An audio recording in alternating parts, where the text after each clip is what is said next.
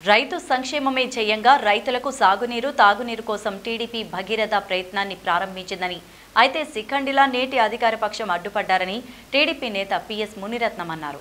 చిత్తూరు జిల్లా కుప్పం తెలుగుదేశం పార్టీ కార్యాలయంలో నిర్వహించిన మీడియా సమావేశంలో నియోజకవర్గ ఇన్ఛార్జ్ మునిరత్నం మాట్లాడారు.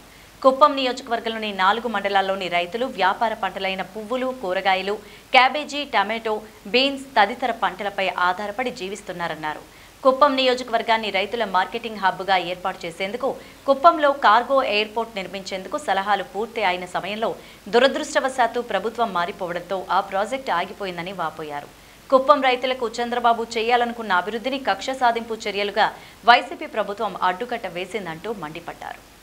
చంద్రబాబు నాయుడు గారు ఈ రాష్ట్రంలో ఉన్నటువంటి వనరులన్నీ కూడా వినియోగించుకొని రాష్ట్రాన్ని వ్యవసాయం అంటే ప్రాథమిక రంగంలో డబుల్ డిజిట్ గ్రోత్ ఆ రోజు ప్రతి ఒక్క వ్యవసాయానికి సంబంధించి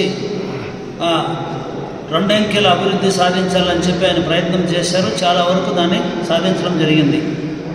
కానీ దురదృష్టవశాత్తు జగన్మోహన్ రెడ్డి వచ్చి దాదాపు దగ్గర ఒక 5 సంవత్సరాలు అయిపోతూ ఉంది. ఆయన పరిపాలన కాలం కూడా ముగిసి ఎన్నికలు వచ్చే సమయానికి కూడా రైతాంగాన్ని పూర్తిగా విస్మరించారు.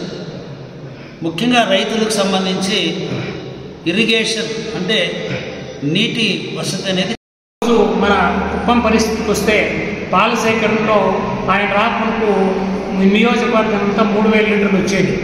ఇప్పుడు రోజుకు 3 లక్షల లీటర్లు వస్తూ ఉంది. ఆయన చలవేదం ఆ రోజు పాడే ఆవులకి అంతా కూడా లోన్లు ఇప్పించి ఇక్కడ మంచి డైరీలు పెట్టించి ఈరోజు చాలామంది రైతులు నిజంగా కూడా ఎంతో అంతో బ్రతుకుతున్నారు. అంటే పాడే ఆవుల నుంచి బ్రతుకుతున్నాడు అనేది సత్యమైన విషయం. ఈరోజు రైతు పంట చేస్తే గిట్టుబాటు ధరలు లేవు. పంట చేసి ఎరువుల ధరలు పూర్తిగా పెరిగిపోయినాయి, లెక్కలేనంత పెరిగిపోయింది. మీకు అంతా తెలుసో తెలీదు, ఒక్క మూట పొటాష్ తీసుకోవాలంటే వీటికి 100 రూపాయలు అయింది. 200-300 రూపాయలు ఉన్నటువంటి పొటాష్ ఈరోజు 1700 రూపాయలు. అంతేకాదు యూరియా కావాలంటే 270 రూపాయలు అయింది. ఒక మూట ఇస్తారు. ఆ ఒక్క మూటను తీసుకొని పోయి దాన్ని ఏం చేసుకోవాలో తెలియదు. ఈరోజు గవర్నమెంట్ పంపిస్తున్నారంట, అంతా వైసీపీ నాయకులు తినేస్తున్న యూరియాని ఎక్కడ బయట రావడం లేదు. ఈ విధంగా ఉంది వైసీపీ పాలన గురించి.